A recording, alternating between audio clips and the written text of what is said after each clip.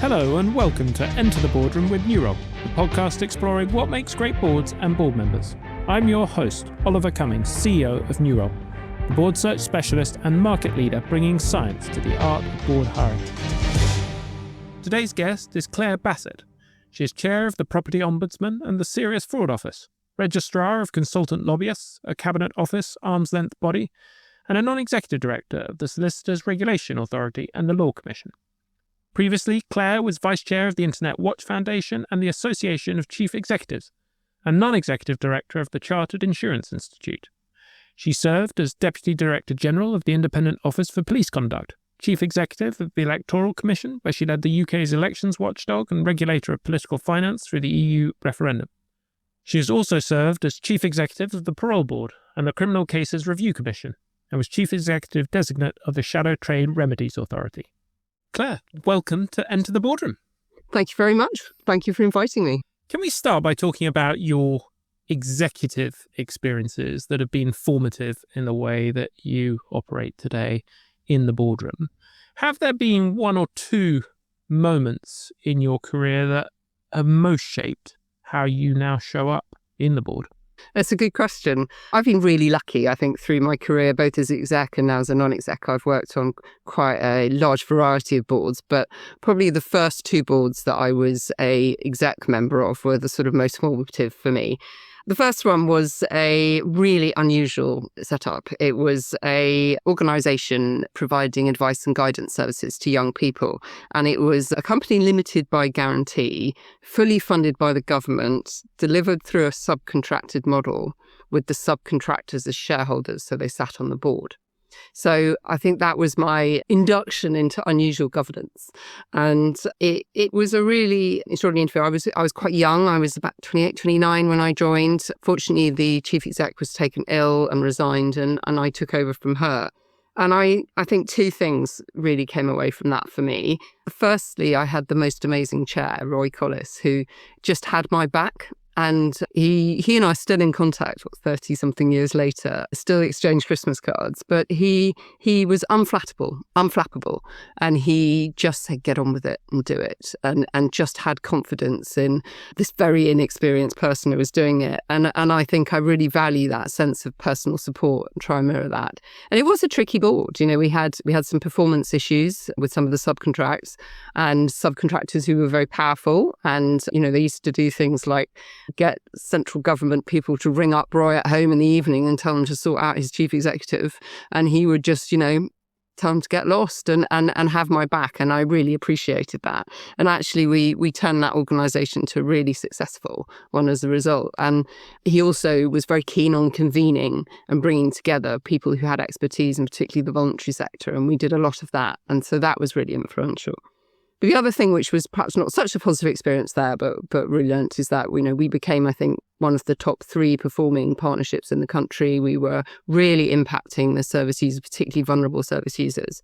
And then there was a government change of policy.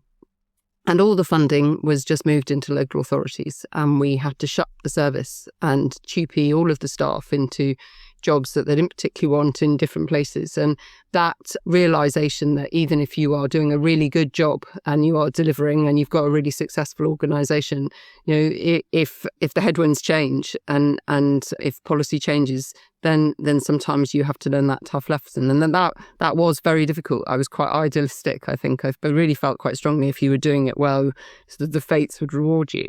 But I also learned that actually when really bad things happen, the wheels don't come off. And actually we did successfully migrate everyone and the service users into the 3 local authorities involved, and the services continued. So there were lots of life lessons from that one. Talk to me more about how Roy had your back. I guess there's probably a spectrum of ways a chair can have a CEO's back. What was it about the way Roy backed you that made you feel so supported that a chair listening might learn from?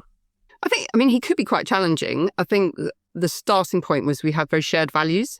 So, and one of the great things about arm's length body public service delivery is you often have a very clear common purpose of what you're delivering. You know, we were about delivering services to young people and changing lives and reducing the not in employment education and training figures. And we shared that, and we shared a commitment to doing that. And if you like, that was a sort of North Star. So we had that in common, which meant that we knew what good looked like, and we had a shared idea. And he was quite challenging. Were we doing the right thing? Were we engaging with the right range of partners, not just the easy ones, but, the voluntary sector who were right at the front line with perhaps the most marginalised people? And that challenge was always very in the right purpose and always felt like it was a very constructive challenge. So he did that. I think he was extremely experienced and very happy to share that experience, and that helped me, and I was very open to hearing it, and I think that combination worked well. And he was at that point in his career where he didn't really have that much to lose. He would take on people who perhaps had wider and more powerful agendas and do that and support me to do. And not everyone can do that. And I think that felt very good. So it was a combination of, I was quite clear if I'd made a real mess of it, he might have sacked me.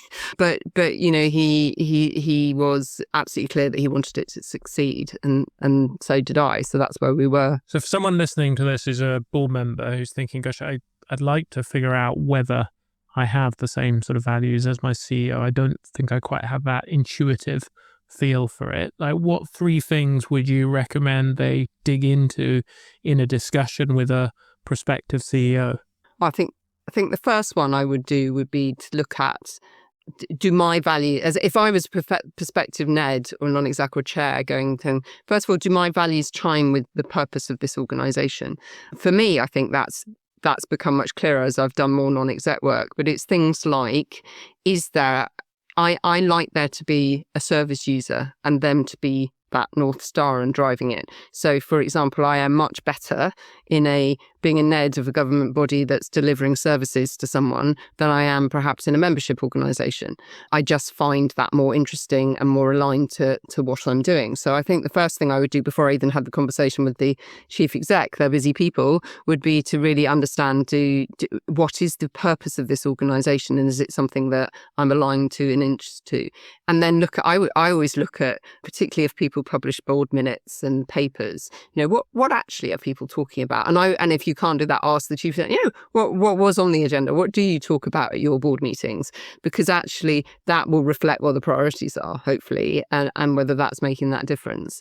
And that again would then inform, I would then use that to go into further conversation with that chief exec about, what drives them, what matters, how they make recruitment decisions to their senior team, who's in that team, what important roles have there, because again, that will reflect where the priorities sit and how that flows through. You spent a large part of your executive career leading arm's length bodies, or ALBs as they're often known, which are organisations that are independent in theory but accountable in practice.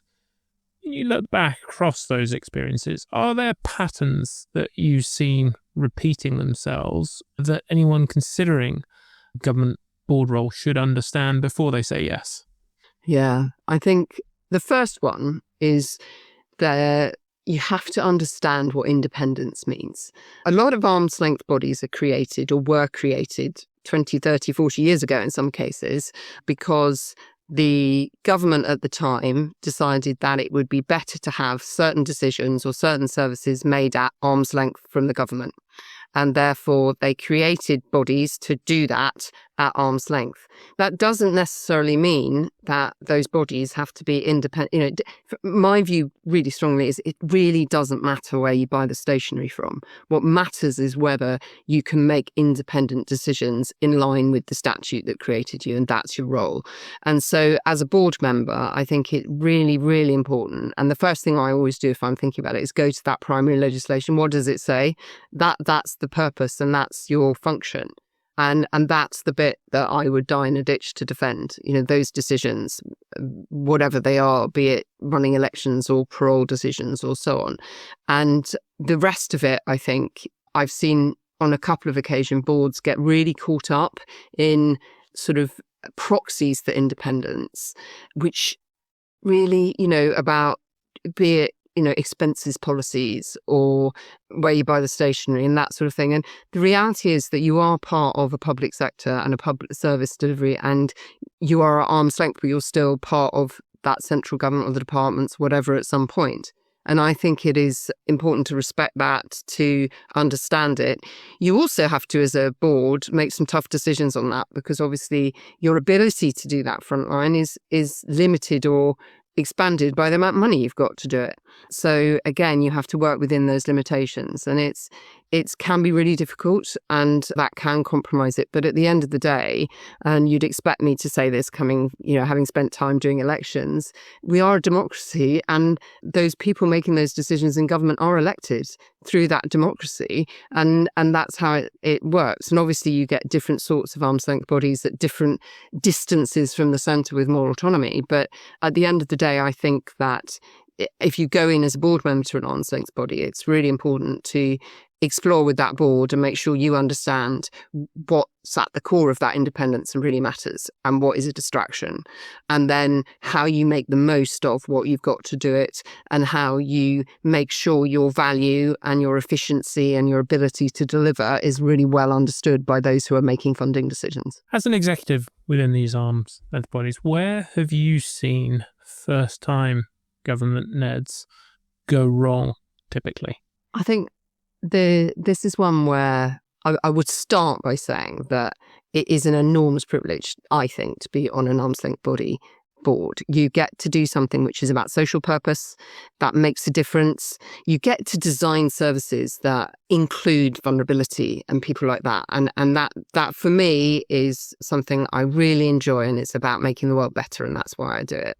But if you go into an arm's length body, I think if you've come from perhaps a more sort of private sector, and people used to use the expression, what it needs is a bit of private sector rigor. And, I have seen people come in with a bit of rigor. And I think the first thing is to just understand and take the time to understand some of the limitations. So the first one is sort of managing public money. There are sets of rules that are in place to protect public money and make sure you manage it. And they have very practical effects. So the first one is you can't carry forward. You can't have an underspend or make a profit this year and then take that underspend into next year to invest.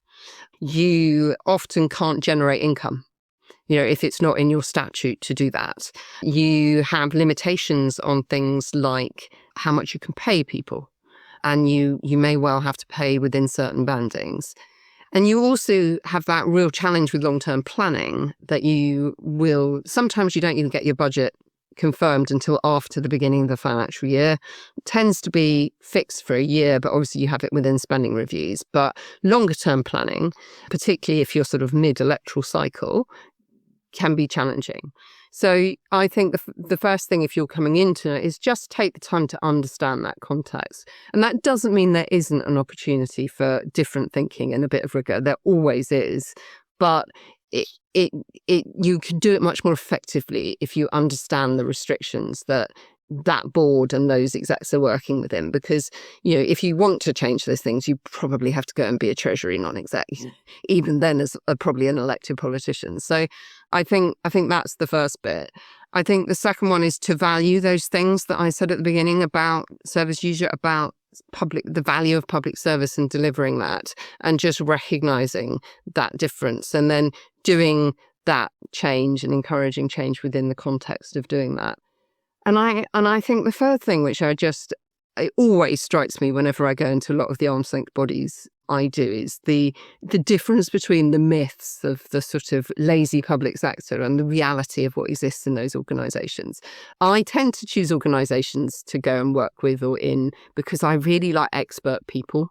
They're fascinating, endlessly fascinating, and they tend to be really good at the bit that they do. They do it in a difficult system sometimes, and there's always things we can do better to run the organisations, but actually taking the time to go and, meet someone who has spent 25 years understanding electoral law and working out how you deliver those elections really well.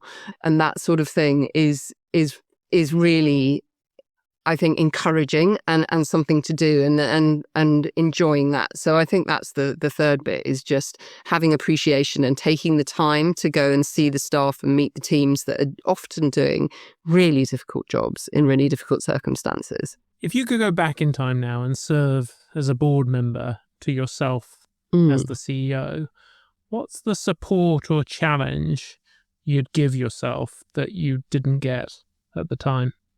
Do you know, I think it's really simple, and it's something that I wished I had done about 2 weeks ago on board, and I didn't. And that is picking up the phone before the meeting when you're looking at the papers and something doesn't quite make sense, and having that conversation with the chief exec or the director who's done the paper to say, I don't get it. Can you explain it to me? And, if necessary, pulling out the concerns. I have had board members who've done that, and it's been really helpful. And I think it's in these sort of just-in-time times when you get your board papers 3 or 4 days before, and there's a lot of them, and you wade through them, and you think, oh, hang on, and, I've just broken my wrist, and I've got loads of painkillers. Perhaps I'm just not making sense. I'll leave it to the meeting. Actually, I think, one of my New Year's resolution is to stop, and actually, if I think that, read it again and still think that, then I'm going to pick the phone up, because I think that can be really helpful, and it can allow the exec a chance to evolve their thinking a bit, or to explain it in a slightly different way at the meeting, and avoid perhaps it feeling a bit like a pile-on or people being critical when actually they're trying to be helpful. Can we move on to talk about your non-executive experience? Really curious to hear, when you first joined the SFO board, what was the organisation grappling with? So it was a really challenging time for the organisation. There'd been a couple of the SFO has very large cases with huge challenges around things like disclosure. It's not uncommon to have millions of documents for disclosure. They can go on for years, and it's a real oil tanker in those senses. And there had been, before I joined, there had been case where there'd been some difficulties, and there had been 2 quite significant external reviews of the organisation, which had made a number of recommendations. And as I joined, they were just being embedded and brought in. And then not long after, the director, who was on a fixed term, her tenure ended, and we had a change of director. At the same time, the then Attorney General, who is the sponsoring minister for the department, decided that it would be good to have a chair as well as the director of the SFO. So they hadn't had a chair before, and I was appointed to that role. So it was a lot of change for the organisation, a lot of external challenge and broader assurance work going on, as well as sort of changes around governance. So it was quite a challenging time. I'm describe myself as a collector of moments where boards have added inflection or trajectory changing value, which makes more sense, I suppose, in a sort of commercial environment, or maybe in a charitable environment as well. Curious to hear, are there moments where you feel the board has added material value that you can bring to life for someone listening?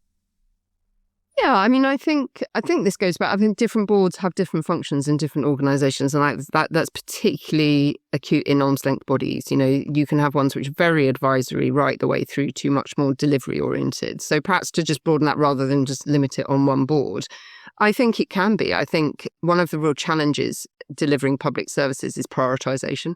And I have seen boards and been on boards where we've made really, one of my favourite questions is, what are we going to stop doing to do this? Because it's very easy to just try and run faster and faster on that hamster wheel. And actually, I think I've been on boards where we've made quite brave decisions to stop doing things, or to prioritise particular elements of that activity, particularly in a diminishing funding environment. And I think boards that are prepared to do that bring about that level of change, because it allows you to fund and resource things properly.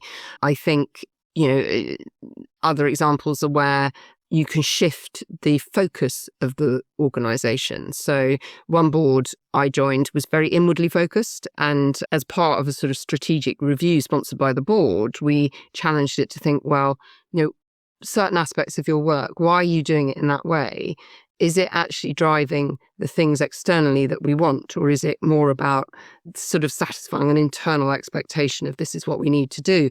And asking those questions really shifted how that organisation approached different aspects of its work. It still did some of them, but it did them in a much lighter touch way, which actually was more effective. And then that freed up resources to do other things.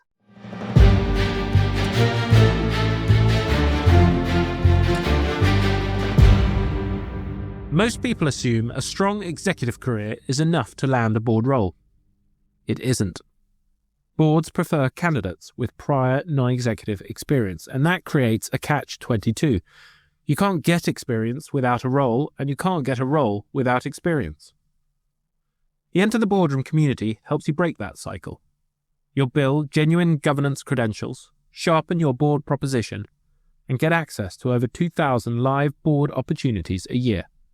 Visit etb.newroll.com to find out more.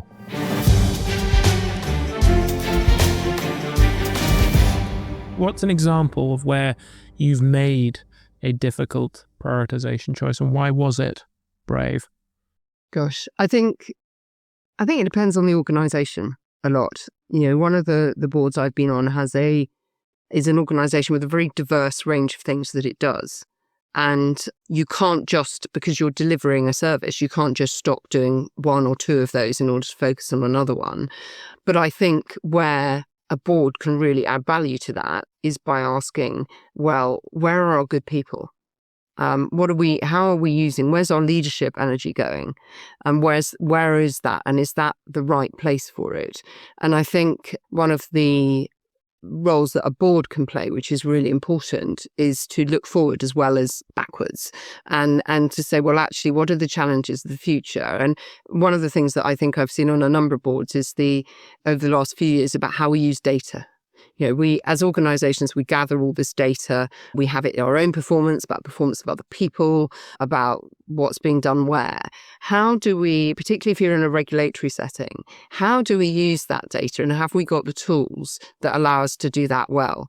And I think that that's the sort of thing that over the last few years has been very easy to not prioritise in the face of firefighting, but actually it's how you stop having to firefight in the future. If you can get that data right, if you can think about how you use data to, predict risk, to look at where the next problems might be coming from. So I think a really good example is where I've seen boards who bring that focus to making sure that that's where the energy is going, that's where the good people are, rather than just using them on the firefighting and dealing with them. Because that is public sector delivery. You do always have an element of firefighting, however much you don't want to do it. For someone who's listening who's sort of beginning to get a sense of what's involved with being on the board of an ALB, what's the most challenging board discussion you've had that would bring to life for them the nature of the role? Gosh, there's probably too many I shouldn't talk about. I think I've had enough. I'm going to generalize it slightly because I just think it'll be more useful. I think the nature of, as I said it before, the nature of on-site body boards means they can be really different. And sometimes you will get people, the makeup of boards can be different. So, for example, I've been on boards where you've had political representatives on the board as well as independent board members. I've been on other boards where, you're purely, entirely drawn from very professionalized backgrounds. And that brings a real variety of challenges, because you have this independence and the board needs to live that independence and make those decisions. But then you have people who are on a board with two hats on, and you have to balance that sometimes. And that can be really tricky, particularly if you have heavy external scrutiny about what's being done. Sometimes you have the risk of leaks, or you have the risk of what you've done or doing being misinterpreted and misreported. And it can be really challenging to make sure that you make decisions well, that you have really good governance around conflict of interest or perceived conflict of interest, and that you've got the relationships between board members, that you can manage that properly, along with, that ability to understand the external world, the external scrutiny you might be under, and manage that. And I think on a number of occasions, I've been in really challenging situations where you've had to do that, and you've known that decisions you make will be subject to a lot of that challenge. Is there anything board members can do to insulate themselves? I mean, one of the things that worries me is looking at how many sort of I suppose the types of decisions that are being taken seem to be increasingly politicized, and I guess have to run the gauntlet of the court of public opinion. And you're not always, I guess, in a position to be able to either share information that has enabled you to reach a certain decision, or the nature of the discussion is so sophisticated that it's going to struggle to be clearly communicated to a sort of general public audience. Have you, in your experience of working on these boards, are there things that you've learned that someone who hasn't yet been through that would do well to understand on how to manage that pressure? Yeah, I think there's a number of things. I think the first one is about managing your own reputation. I think, be mindful of what you put on social media, because, there will be people who will trawl through what you've done and do it.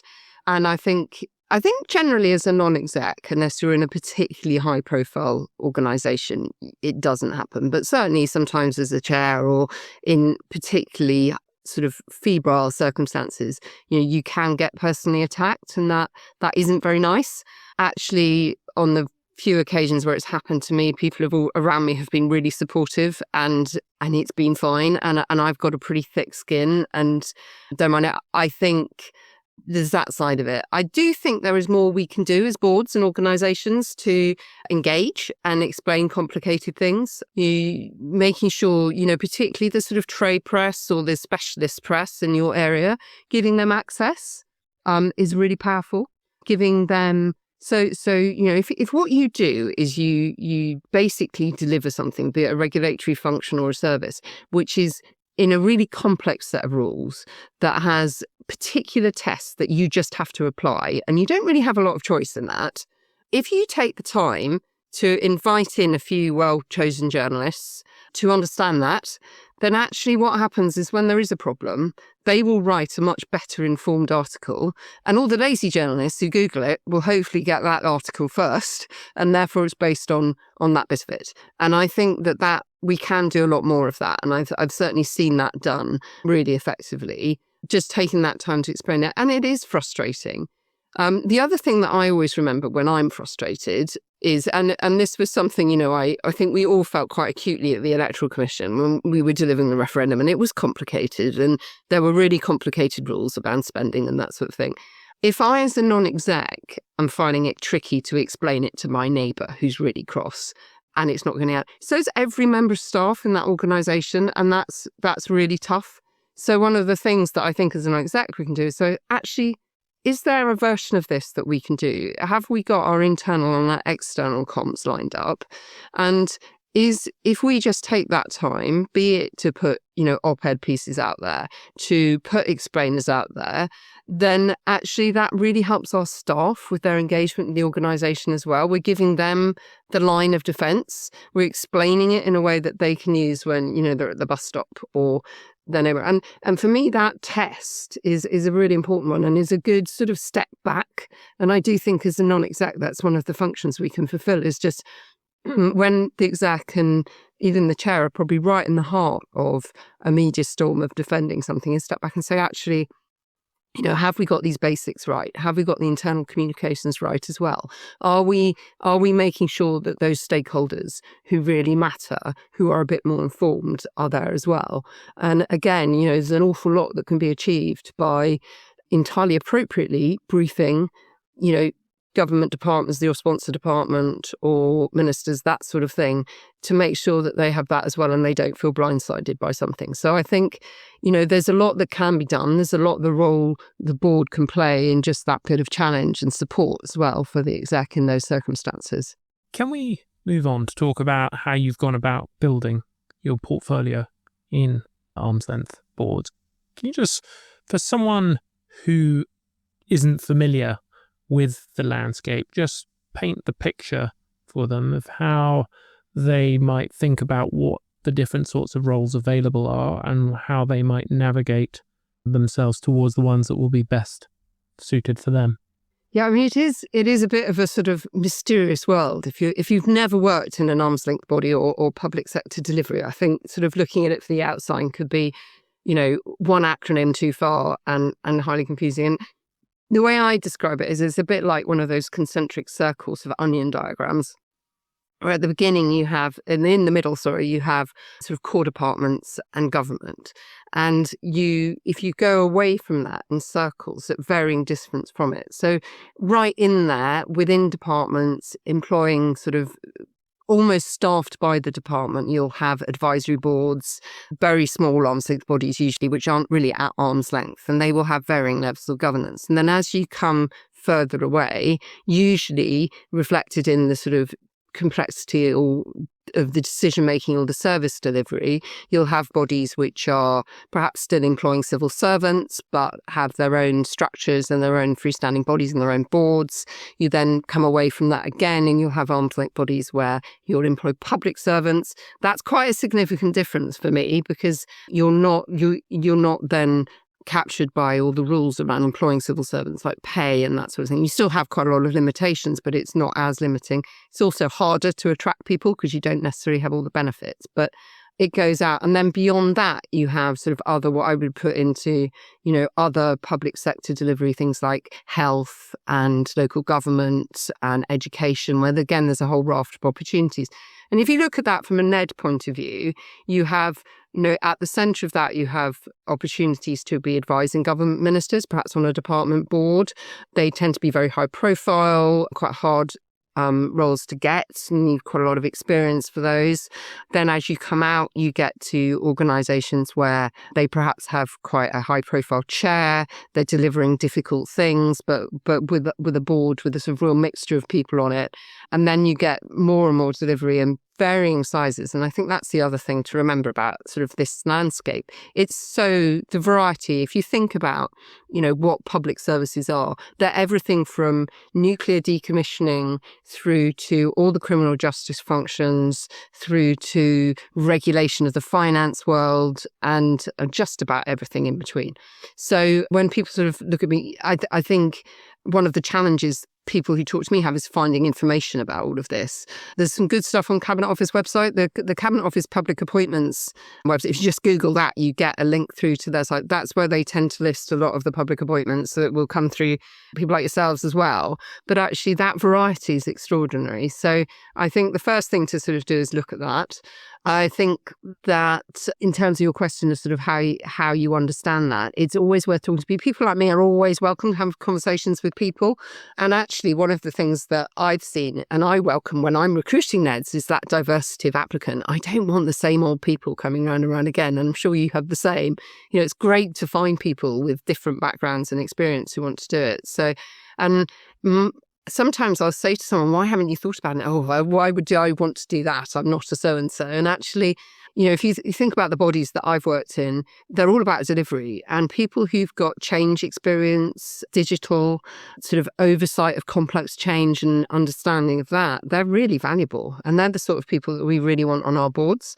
So you don't need lots of public sector experience or to be, an expert in serious fraud. In fact, that's not what we want on that board. We want people who understand how to do difficult change, who perhaps the potential for AI, those sort of things everyone's looking for. And I think my experience is people tend to really undervalue the experience they can bring. And sometimes that's about a language difference, and it's about immersing yourself in it a bit and understanding all the jargon and things that go on in public sector delivery, because I totally accept that I'm part of that.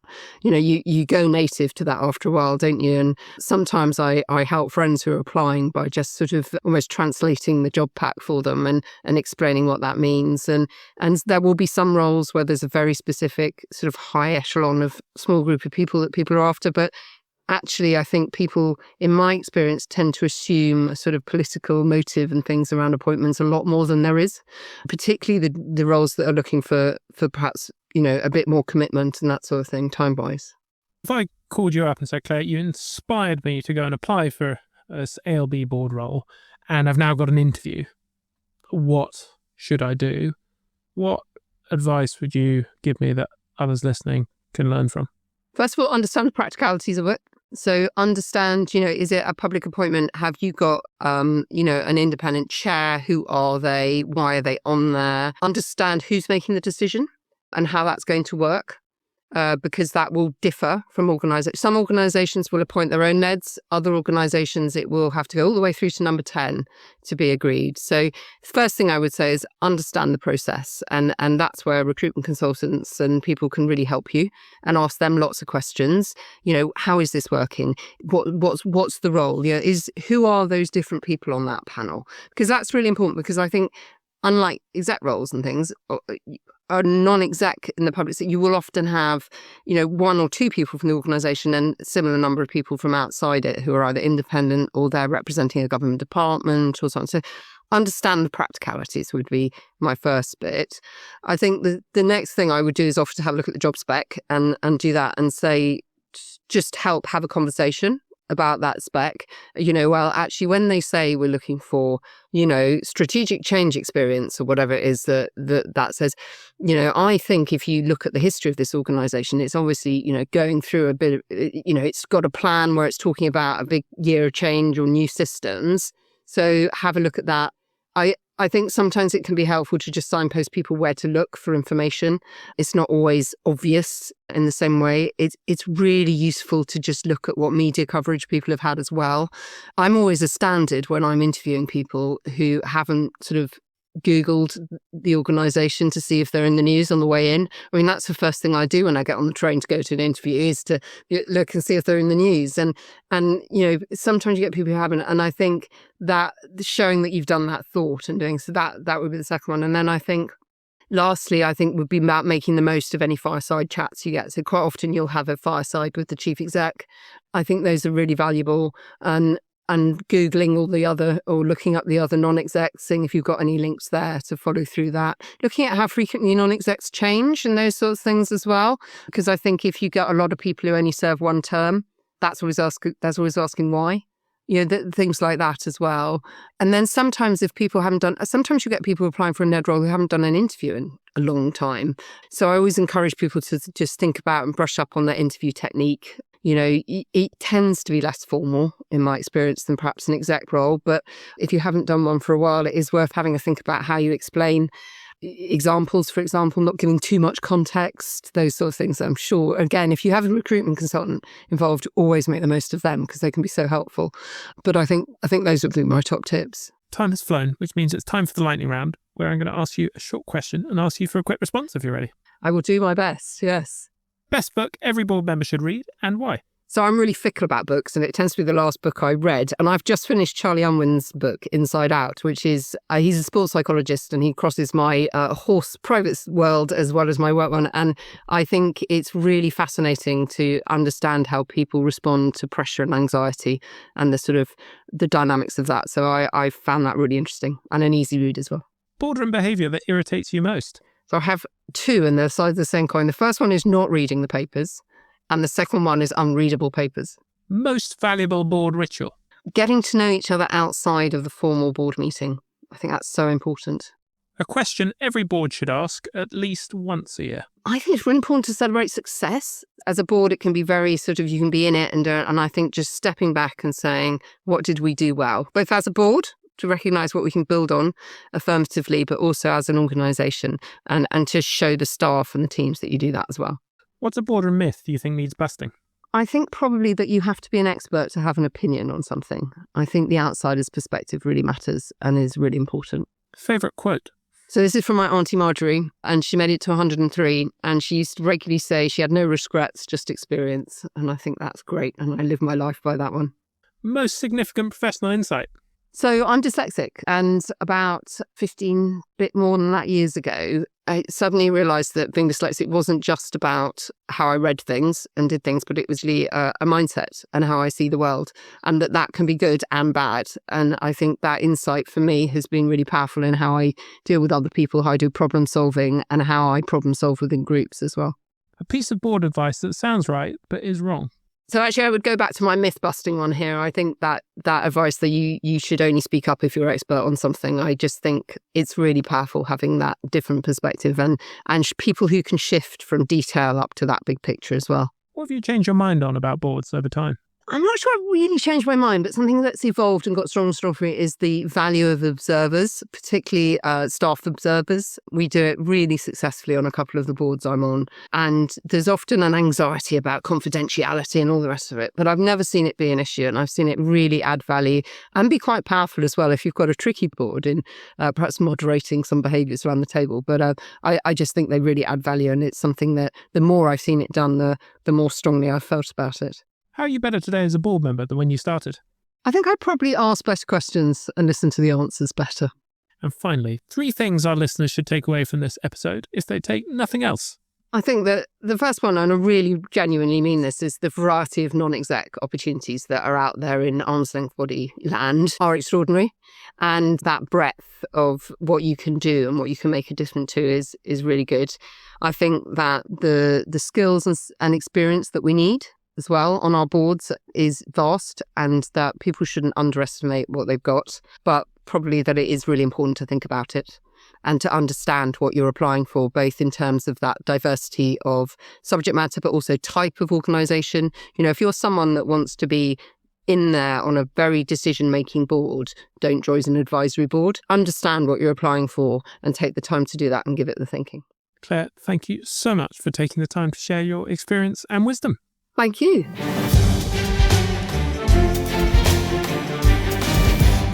If your executive track record isn't translating into board traction, you're not doing anything wrong.